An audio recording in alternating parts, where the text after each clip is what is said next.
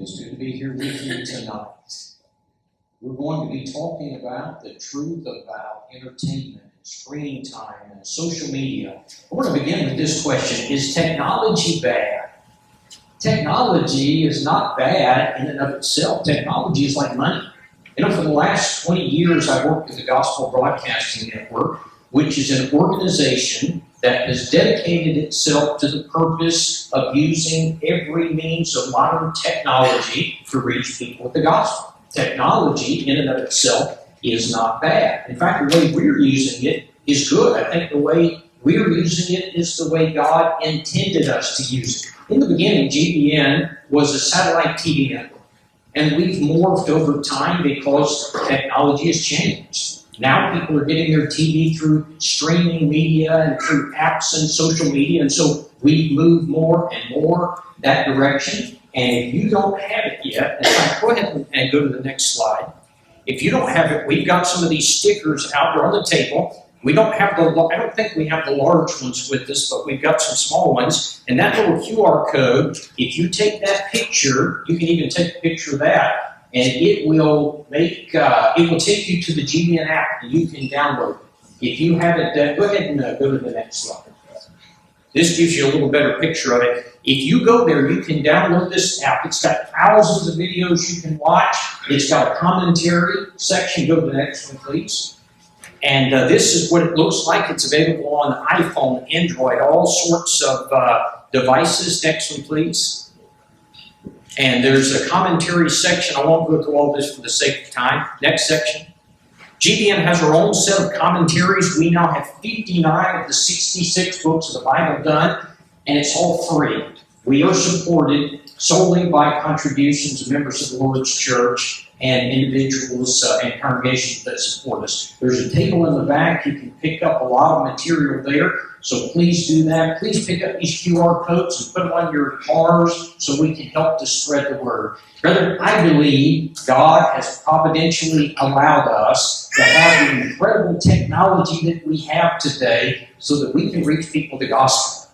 On the day of judgment, if God said to us, "Why didn't you take the gospel to the whole world?" we might be tempted to say, "Well, Lord, there are 8 billion people. How could we possibly reach them all?" To which He might say, "Why did you not use the tools that I gave you?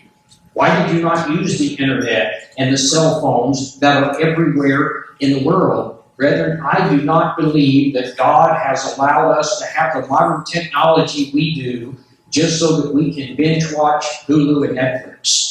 I think it's so that we can use it for good and reach people with the gospel. The problem, however, is the devil also knows how to use technology. Now, don't get me wrong, I love technology. I've got an iPhone and an iPad and an Apple Watch. If it's Apple, I probably have it. When I wake up in the morning, the first words out of my mouth is, "Alexa, turn on the lights. Alexa, adjust the air conditioning." Since I have been a paraplegic, those devices are such a great help to me. I can control many things in my house with technology. You can see this chair I'm in is an amazing piece of technology. So technology is good when used for good. But it's brought a lot of challenges, hasn't it? And it's come along very rapidly. When Sherry and I first got married, we didn't have a cell phone. I didn't know anyone that had a cell phone. We didn't have computers. We didn't have the internet. We didn't have all of these things that exist today. And they brought us a lot of challenges. In fact, I kind of wish we could go back before a lot of those things because they brought us challenges that are not good. So here's our question tonight. Is technology hurting God's people? 4 points I want us to notice. I've started them each with the letter M. Minutes, morality, misinformation, and mission. First, let's go to the first slide here. You're keeping up with me now? Okay, great. First, I want to talk about minutes. What I mean by that is time. Technology, social media, entertainment is a huge time sucker. I read a little while back that Facebook had started showing these new videos. They're like reels. They call them reels. In fact, it was to compete with TikTok.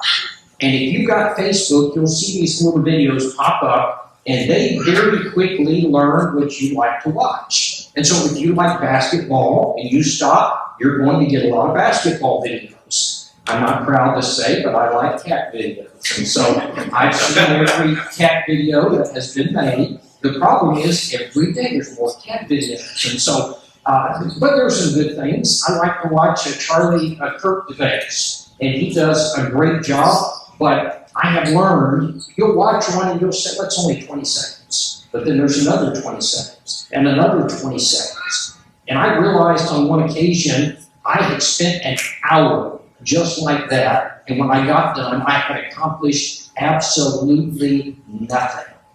It's very addictive. It will eat a day like nothing you can imagine.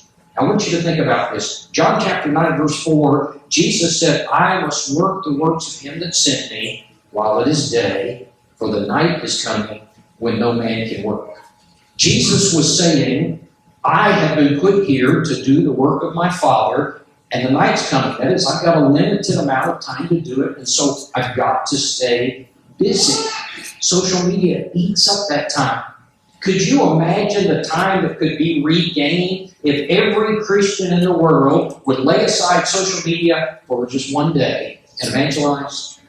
You know, I think about Ephesians chapter 5 and verse 16. The Bible says, redeeming the time because the days are evil. Redeeming literally means to buy it back. It's gone away from us, and I'm getting it back. And I used to be puzzled by that. What does it mean the days are evil? God made the days. How are they evil? And the idea is, if you don't use it properly, there's plenty of things to do that are not the right things to do, and it becomes evil. Mismanaging or wasting my time becomes evil. Have you ever started the day, you had this grand list of things you intended to accomplish, and you got to the end, and you got nothing done, and you wonder, where did the day go? Forbes.com said that in 2021, the average American spent 3.5 hours a day on social media. That is more than 1,300 hours a year. That is 25 hours a week. That would give us a full additional day. Now, if you count an 8-hour workday, that would be 3 additional workdays. Now, let's do some math on this. Facebook led the way with 58 minutes a day. If you do some math, if the average person begins using social media at age 13, probably younger than that, would you say? But let's say 13. Let's say he uses it until he passes at the age of 79. Here's the breakdown. Based on these statistics, over a lifespan, he spends nearly 10 years on social, or around the clock, 10 years, night and day, 24 hours a day. For comparison, one company gave this breakdown. The amount of time we spend watching TV is 7 years and 8 months. Eating and drinking, 3 years, 5 months. Grooming, 1 year, 10 months. Socializing, 1 year, 3 months. Doing laundry, 6 months. I know it feels longer on laundry, but that's the case. That means that the average person spends more time today on social media than he does on laundry, socializing, and grooming put together. He spends more time on social media than he does eating and drinking. And to get it, he's got the social media while he's eating and drinking. Do you think we're distracted by technology? Presently, the average person spends 12% of his life on social media. I don't know how you could consider that and make a statement like, I'm not distracted. Think how many people say this, I just don't have time to study my Bible. I don't have time to memorize Scripture. I don't have time to evangelize. Maybe we don't have time because we're distracted. Common Sense Media found that overall screen use time amongst teens and tweens, I didn't even know what a tween is, but tween is 8 to 12, it said. Average screen time, they said, is 5 hours and 33 minutes for tweens and 7 hours and 22 minutes for teens. Teens is 13 to 18. Brother Wendell Winkler, I heard him tell a story years ago in which he was teaching about stewardship. And he suggested that we ought to give 10% of our money as a starting point to the Lord. And he said an elderly sister raised her hand and said, Brother Winkler, we always suggest that about our money. Why don't we suggest we give 10% of our time to the Lord? And Brother Winkler said, that is such a great suggestion. The week has 168 hours. So we're talking about 10% would be 16.8. We're going to round it to 17. to make it easier to calculate. If a man reads his Bible and prays for 1 hour every day, that gives him 7 hours. If that same man attends all of the services of the church, Sunday morning Bible class, Sunday morning worship, Sunday night, Wednesday night, and one other function, men's training class, a fellowship, that brings that man 5 more hours, that brings him up to 12. Let's say that same man gets off work every day at 4 o'clock. And on Monday, he visits a nursing home for 1 hour. On Tuesday, he visits the hospital, sees his brethren for 1 hour. On Wednesday, he goes to check on any visitors who came to the congregation that week, 1 hour. Thursday, he visits the unfaithful, 1 hour. Friday, he takes off to be with the saint. When that man has done all of that, he still has 90% of his time left. People say, oh, I couldn't do that. Brother, we already do more than that with regard to social media and entertainment. That's the first point, is minutes. Here's the second point. Next slide is morality. Has social media, has entertainment hurt us with regard to morality? I'm going to have to speak to this because I've got a lot of material here. I want you to think first about homosexuality. Has homosexuality gained ground in our country? You know that it has. 1988, I was in high school then. They said that support for gay marriage was 11%. I was in a conservative area. I guarantee it wasn't 11% where I grew up, but that's what they said. In 2023, support for gay marriage was 71%. How did we get from 11% to 71%? That's not really that long a time. You know, during the office of Bill Clinton, he implemented what was called Pride Month. Did you know that's been around for 25 years now? He started Pride Month. If you use streaming television and you have Hulu or Netflix or the Disney Channel, in the month of June, they put a whole lineup of LGBTQ television that you can watch, and Disney has gotten where they're not secretive about it. In fact, they're quite proud. They say, we are pushing that sort of thing. The majority of Americans now believe that if a person's gay, he's born that way.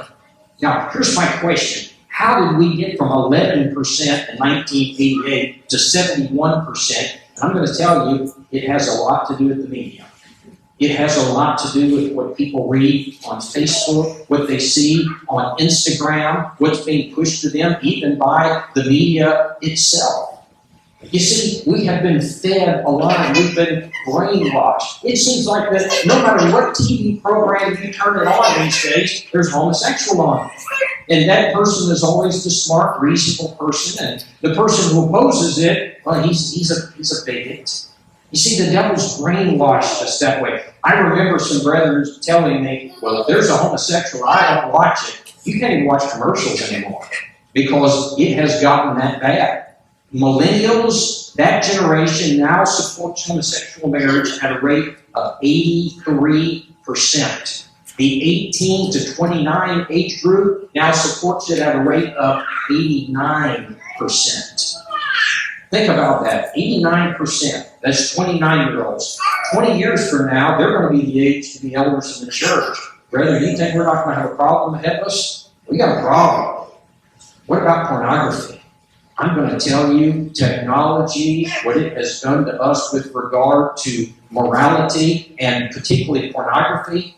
When I was a kid, if somebody wanted to get pornography, they had to go to a store and they had to buy a magazine. And there was kind of a built-in inhibition because somebody might see you. And so you didn't want to do it. But now there's the idea that anybody can get it. In the privacy of your own home, no one will ever know. So we think. No one will ever know about it. Of course, the Lord knows, and the internet company's got a record of it. According to research, approximately 2/3 of U.S. men view pornography at least monthly. The breakdown is 18 to 30, 79% of them do.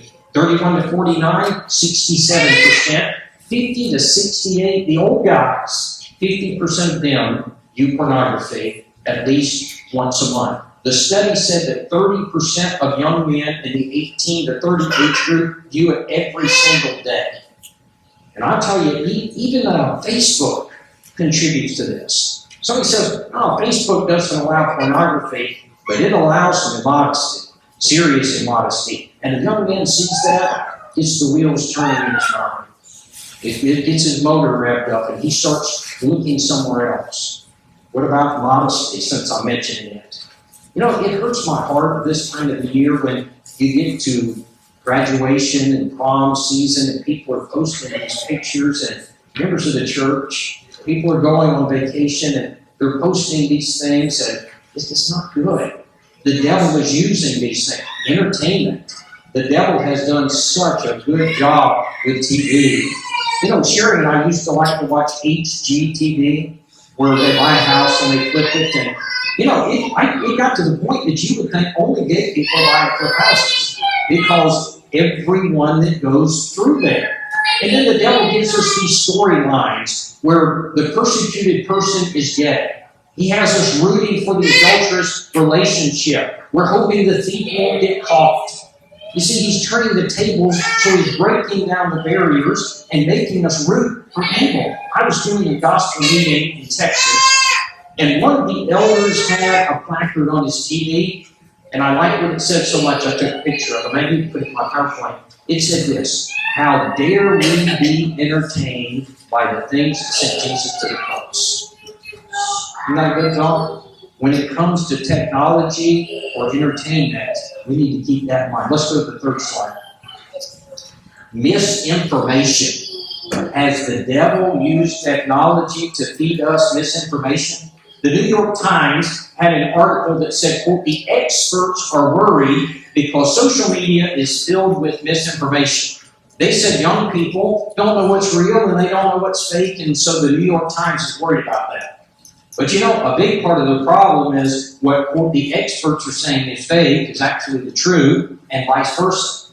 Forbes.com said that I got this stat right after COVID. It said whether we're talking about the presidential election, climate change, COVID-19 vaccines, misinformation is spreading rapidly across social media. According to a Pew Research Service study from January of that year, more than 8 out of 10 U.S. adults, you know where they get their news from?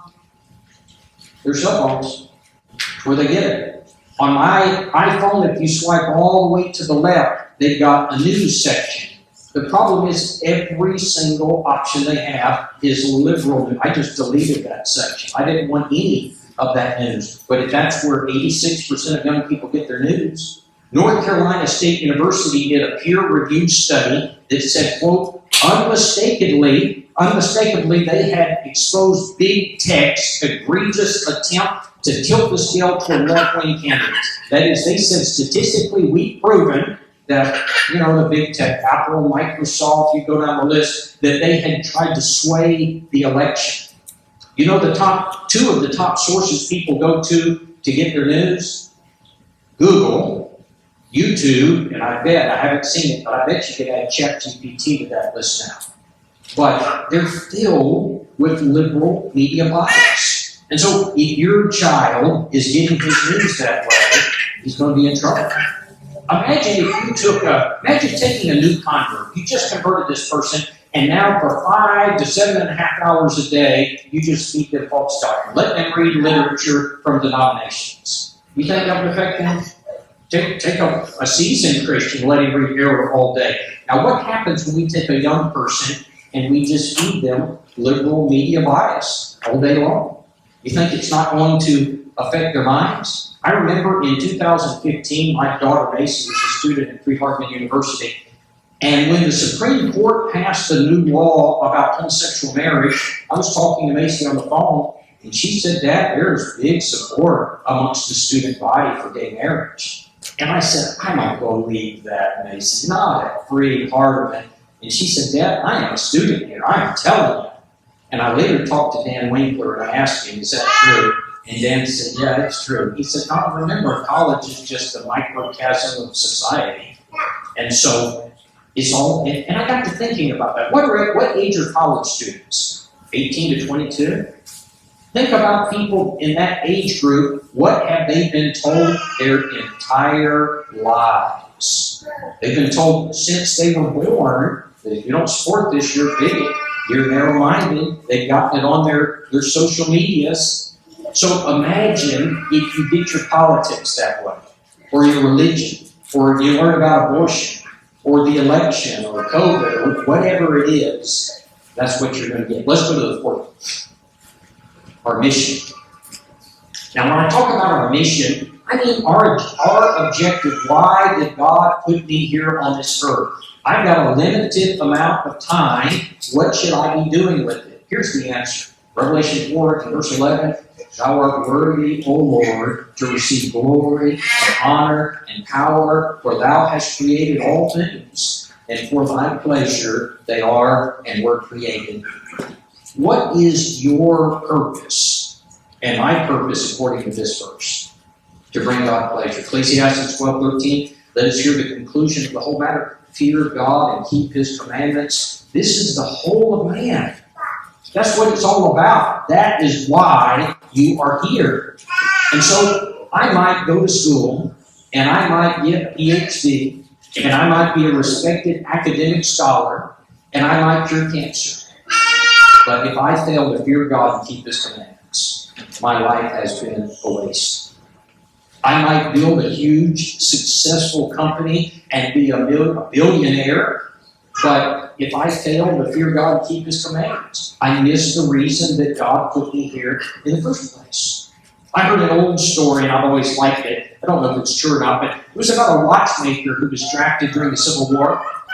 And his unit got posted at a certain place, and they were there for a long time, and they didn't go anywhere. Well, people learned that he was a watchmaker. So they started bringing their watches to him, and it got to the point he had all these watches. And the day finally came for them to be deployed, and he said, I can't go to war. I've got all these watches to fix. He forgot why he was there. But sometimes I think we forget why we are here. I believe modern technology sometimes contributes to making us forget. We've got a generation that we have raised up that we believe our greatest purpose in life is to be entertained all the time. And to that end, we've got our smartphones, and they're loaded with music and movies and games, and we've got our tablets with Hulu and Netflix and Amazon Prime. More than 50% of houses now have a streaming service and a flat screen TV. We've got, in our cars, we've got our XM satellite radio and our Pandora, our Spotify, and our home, we've got Xbox and PlayStation and Dish Network and everything that you can think of. According to the Nielsen stats, the average American house is watching 5 hours and 4 minutes a day of TV. In fact, when I was, you know the term binge watching? When I say binge watching, you know what I'm talking about? Binge watching is when you just watch something just one after another. Do you know how long it takes the average house to watch an entire season of a TV show? You know how long it took when I was a kid?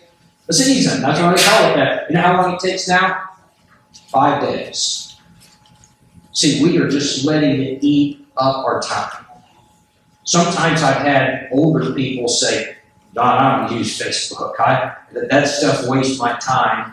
And yet they watch Fox News and Gunsmoke for 5 hours a day. It's the same thing. It's the same thing. Brother, I don't know how we could look at the number of hours spent watching TV, playing with our technology, and say that we haven't been distracted from our mission. I want you to do something. I know my time's probably running out here. I want you to do something. Just think to yourself. How many hours have you spent this week in prayer? If it's hours. How many hours have you spent in Bible study, if it's hours? How many hours have you spent at worship? How many hours have you spent teaching others, engaged in evangelism? Luke 19:10, Jesus said that His mission was to seek and to save the lost. He's the head and we're the body. Our mission has to be the same as the head. John 9, verse 4, I must work the works of Him that sent me while it is day, for the night is coming when no man can work. That is to say, I've got a mission to do. And I've got a limited amount of time to do it. And if I don't redeem that time that I'm spending in evil, that doesn't mean I can't ever take a break. Doesn't mean I can't ever go fishing. You've got to do that. But honestly, Every time I preach a lesson like this, it makes me stop and think, wow, this is something I got to work on. At one point in the life of Jesus, a lawyer came to him and asked him, Master, which is the greatest commandment in the law? To which Jesus responded, Thou shalt love the Lord thy God with all of thy heart, all of thy soul, and all of thy mind. This is the first and the great commandment. Matthew 22, 36 through 38.